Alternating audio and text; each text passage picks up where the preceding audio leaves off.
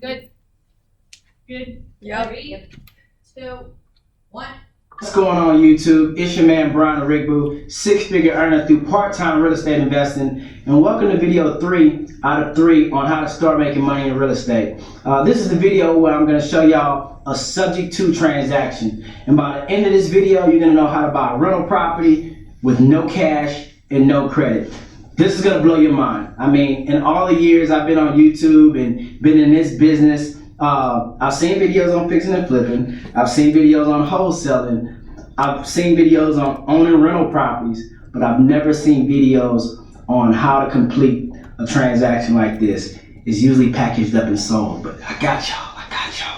I'm about to let the cat out the bag. So this is gonna blow y'all mind. Y'all try to follow along with me and let's get to it. So first, let's get this clear. This is not an assumption. That's what a subject to is not. It's not an assumption. Many people may get a subject to and an assumption confused. An assumption, which is not what we're interested in, building a mortgage and you're going to get approved, the normal approval process. So they're going to run your credit. You need to have all of the criteria needed for that buyer to be able to assume the loan. And after closing, basically, you own the property, but you'll also own the debt or the mortgage. The mortgage will be on in your name as well. So we don't want to do that. We're going to do a subject to. So what's the subject to? I'm glad you asked. A subject to is going to be when you take ownership of the property subject to the existing liens or loans. It's when someone is going to deed the property over to you, so now you're the owner of record. It is your house. You can do whatever you want with it. You can rent it, you can sell it, owner finance it, rent to buy it to someone else, whatever you want. But the debt does not go in your name. You now own the real estate, but the debt stays in the existing seller's name. Wow, you can't do that, right? So for anyone that tells you you can't do that, because most people are familiar with assumptions, but not subject tos. Refer to a HUD document. So anytime in this country you purchase a piece of real estate and you go through a title company, you're going to get what's called a HUD-1 settlement form. All right, it's kind of like a long document like this that has all of the everything as far as closing costs and all of the fees and everything in closing. If you look at line number, I'm gonna put it up on the screen. Line number 503 and 203. There's two sides of it. It's going to talk about existing loans taken subject to. Okay, and this means that if there's a previous loan on the property, you left that in place, and you now became the owner. All right. Normally that doesn't take place. Normally there's a new loan originated in the closing process, and that's why the bank wants you to put 3.5% down or 5% down conventional or 20% down non-owner occupied. But with this, if you don't have to fill this out, the title company knows exactly how to do this, and a seasoned title company that is, and the escrow officers will take care of this HUD statement for you. Why is this so powerful? It's so powerful because literally you can own the real estate but not the debt. It doesn't affect your credit, your debt to income ratio. Let's break down how this actually works. And before we can really understand how it works, there's a few terms that I kind of want to go through. You guys probably are familiar with these terms, but I just want to review them really quick. First of all, there's one document called a deed. This is going to be a formal document that's going to be recorded at the county courthouse where you reside. All right, and this is basically going to be an instrument used to show who is the owner of the property or who has title, has ownership authority to do whatever with that property. Okay, now typically the person on the deed is usually the same person on the debt or the mortgage. And the mortgage, the balance that was agreed to be paid for the loan amount you need to pay for. And you're on the hook for to pay every single month until it's paid off. Well, traditionally, those names on those two documents are usually the same.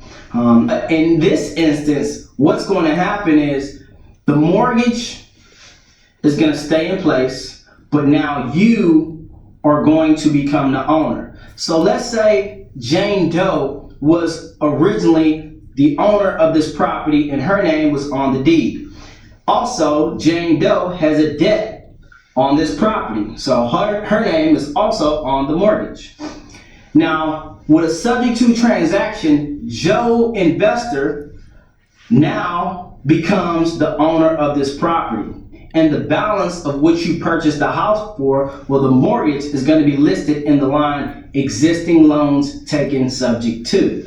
So how do you do this with no money? Well, technically you can do it the same way you do a wholesale deal, which is after you get the property under contract, before closing, you can find a rent-to-own tenant buyer that's willing to put anywhere from 5%, or 3% down. So instead of like a regular rental where it's going to be $300 or $500, like a rent house or an apartment complex, they're going to put like $3,000 to $5,000 down. All right, and this can be what you use to cover your closing costs. And there's ways you can structure it so it really makes sense, and you do it legal. There's a few fine details, but that's how you're really going to structure it. And so at closing, you have a tenant lined up for the property, and you also have the money for closing costs. And you purchased it with no money down. Step 1, connect with the motivated seller. This can be you reaching out to a motivated seller or a seller reaching out to you that's motivated and really need to sell their property. Okay? Sounds familiar, right? In real estate, it all starts with a lead. Step 2, I usually like to always present a fast cash offer for like a wholesale deal first. But what if cash is not a fit? Sometimes they may say, oh, I can't tell that. I won't sell for that much. I'll let it burn down before I take that. Or there's no way, I would love to sell it for that much and get it done with, but we owe more than that. We can't do that. This is ideal for a subject to transaction. So if the seller is unwilling to take your low cash offer for whatever reason, offer to take over payments. All right, so that's step 2. If a fast cash offer is not a fit, offer to take over the payments. So number 3, this is what you're gonna do. Just because someone is willing to let you take over their payments and take over their house, it doesn't mean you should, okay? You can get yourself in a really stressful situation. So if the seller is even interested in what you have to offer, what you're gonna wanna do is you're gonna wanna really verify these loan details. All right, so you want to check a few things. Maybe see if the rate is adjustable or fixed, because you don't want to take over adjustable rate mortgage. I mean, let's say the payments are $900 this month. In 6 months, it can adjust to $1,300 a month and wipe out all of your cash flow. So that's one thing you want to do. You want to make sure it's a fixed rate mortgage. You want to see the balance on the property and the payoff, because you don't want to take over on a property that's upside down. You would much rather do a short sale on something like that, but that's for another video. So you want to make sure that the property is not upside down. All right, we talked about not having it an adjustable rate mortgage, and the most important thing, you want to make sure the PITI or the PITI, that's the payments, the interest, the taxes, and the insurance. All of this, these payments that they use to pay to make the payments every month to keep up the house is less than what you know the property will rent for. If you know the property will rent for a lot more than they're paying to keep the property, this is a perfect subject to transaction or deal. All right, so that's the 3rd step. Just verify those few, payment details. You can ask them, you can get their records. I would much rather them get on the phone and let you talk with their lender so you can verify these details. So, because you need to know all these details if you're going to become the owner of the property, right? Step 4, this is the good part. You're going to get this baby under contract, all right? So you guys going to get it under contract, and how you're purchasing it, instead of saying cash, is going to have that amount taken over subject to, all right?